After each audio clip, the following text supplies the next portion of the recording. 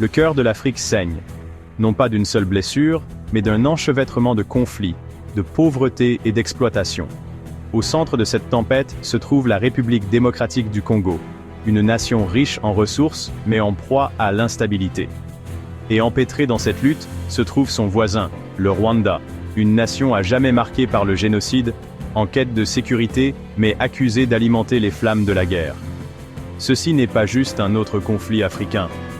C'est une histoire qui transcende les frontières, faisant écho aux échecs de la communauté internationale et aux coûts humains de la cupidité. Pendant des décennies, la RDC et le Rwanda ont été enfermés dans une danse mortelle, un cycle de violence qui a brisé des millions de vies. C'est une histoire qui exige votre attention. Nous allons décortiquer ce conflit complexe, explorer ses racines historiques et exposer les vérités souvent négligées. Nous allons témoigner de la crise humanitaire qui se déroule sur le terrain, des vies déchirées par la violence et des appels à l'aide souvent ignorés par le monde. Mais surtout, nous découvrirons comment nous, en tant que citoyens du monde, pouvons être des acteurs du changement, en élevant nos voix et en exigeant la paix. Pour comprendre le présent, nous devons remonter dans le temps, jusqu'au chapitre le plus sombre de l'histoire du Rwanda, le génocide de 1994. En 100 jours, près d'1 million de personnes ont été massacrées, victimes d'une campagne de haine visant la minorité Tutsi. Le monde a regardé avec horreur, mais n'a pas fait grand-chose pour arrêter le bain de sang. Les répercussions de ce génocide continuent de se faire sentir dans toute la région. Les auteurs, fuyant la justice, ont traversé la frontière vers la RDC, alors appelée Zaïre. Parmi eux se trouvaient les Interahamwe, la milice brutale responsable d'innombrables atrocités. Le Rwanda, dirigé par le Front patriotique rwandais, a invoqué la nécessité de poursuivre ces génocidaires et de sécuriser ses frontières. Cela a marqué le début de l'implication du Rwanda en RDC, une présence qui s'est poursuivie sous diverses formes pendant des décennies.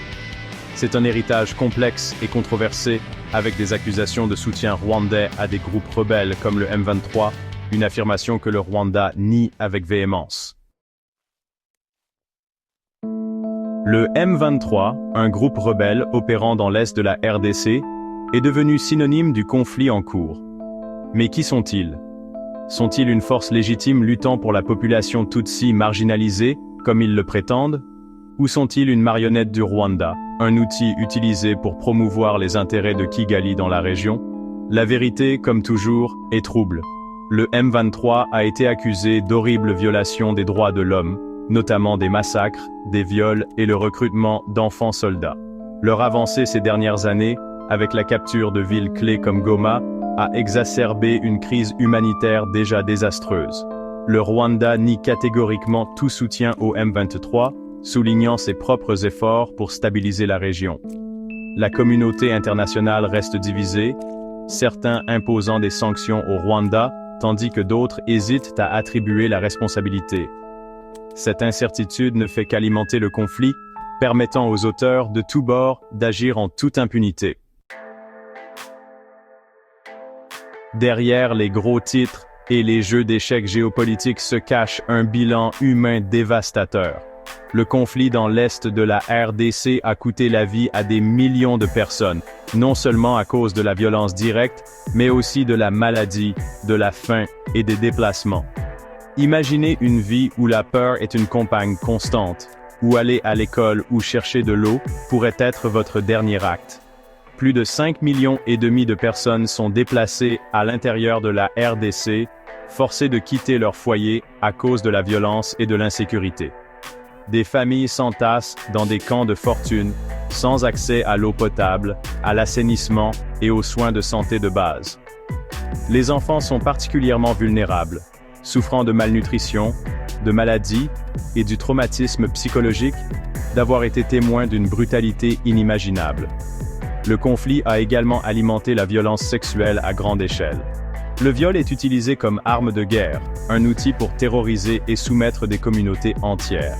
Les survivantes restent avec des cicatrices physiques et émotionnelles, souvent ostracisées par leur propre communauté et privées de justice. Le coût humain de ce conflit est incommensurable. une tache sur la conscience de l'humanité. Section 5. L'aveuglement mondial. Réponse et inaction internationale. La RDC est devenue un cimetière des missions de maintien de la paix de l'ONU, un témoignage de l'échec de la communauté internationale à protéger les civils et à mettre fin à la violence. Malgré les milliards de dollars dépensés et les innombrables résolutions adoptées, la situation sur le terrain reste désastreuse. La réponse de la communauté internationale a été caractérisée par l'inertie, une réticence à s'attaquer aux causes profondes du conflit et à tenir les responsables pour comptables de leurs actes. Des accords de paix sont signés et rompus, des sanctions sont imposées et levées, mais le cycle de la violence continue. Cette inaction découle d'un enchevêtrement complexe de facteurs, des intérêts géopolitiques concurrents, l'accent mis sur le confinement de la crise plutôt que sur sa résolution, et une apathie générale à l'égard des conflits africains. Le résultat est un profond sentiment d'abandon parmi la population congolaise, laissée à elle-même face à des souffrances inimaginables. Section 6. Du sang pour des minerais. Conflit et exploitation des ressources. La RDC est une terre de paradoxes, dotée d'une richesse minérale inimaginable, mais paralysée par la pauvreté et les conflits. Le pays possède de vastes réserves de coltan, de cobalt, de diamants et d'or, des minerais essentiels pour tout, des smartphones aux voitures électriques. Mais cette abondance est devenue une malédiction, alimentant la cupidité et la violence. Des groupes armés, nationaux et étrangers se disputent le contrôle de ces mines lucratives, recourant souvent à des tactiques brutales pour terroriser les populations locales et maintenir leur emprise sur le pouvoir. La communauté internationale, prompte à condamner la violence, ferme souvent les yeux sur le rôle des multinationales dans la perpétuation du conflit. Ces entreprises, motivées par le profit, s'approvisionnent souvent en minerais provenant de zones de conflit, finançant indirectement des groupes armés et alimentant le cycle de la violence.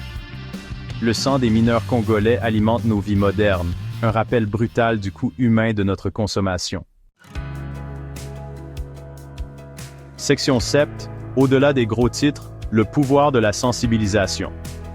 Le conflit en RDC est complexe, mais ce n'est pas une excuse pour l'ignorance. Il est facile de se sentir dépassé, de croire que nos actions individuelles ne peuvent rien changer. Mais c'est exactement ce que ceux qui profitent de ce conflit veulent que nous pensions.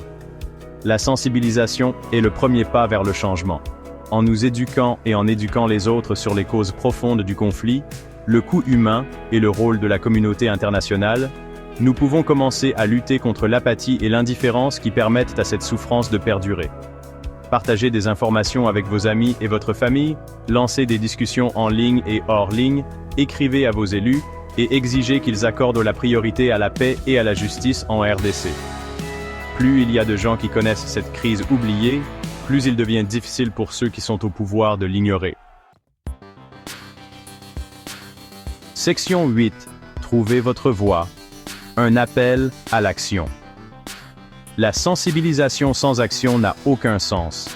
Il est temps d'aller au-delà de la simple connaissance du conflit en RDC et de canaliser notre indignation en actions concrètes. Chaque voix qui s'élève, chaque dollar donné, chaque lettre écrite nous rapproche un peu plus de la paix. Soutenez les organisations qui travaillent sur le terrain pour fournir de l'aide humanitaire, protéger les droits de l'homme et promouvoir des initiatives de consolidation de la paix. Faites un don à des ONG réputées, donnez de votre temps ou organisez des collectes de fonds dans votre communauté. Tenez vos élus responsables. Exigez qu'ils donnent la priorité à la diplomatie, augmentent l'aide humanitaire et fassent pression sur toutes les parties au conflit pour qu'elles respectent les droits de l'homme et s'engagent dans de véritables négociations de paix. Section 9.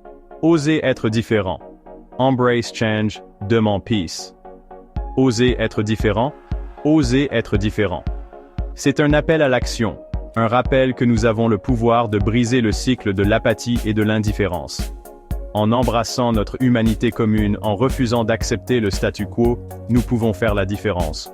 Honorons la mémoire de ceux qui ont péri dans ce conflit insensé, en luttant pour un avenir où la paix prévaudra. Amplifions les voix du peuple congolais, qui a été trop longtemps réduit au silence par la violence et la négligence. Soyons la génération qui ose être différente, qui exige la justice et qui apporte enfin la paix au cœur de l'Afrique.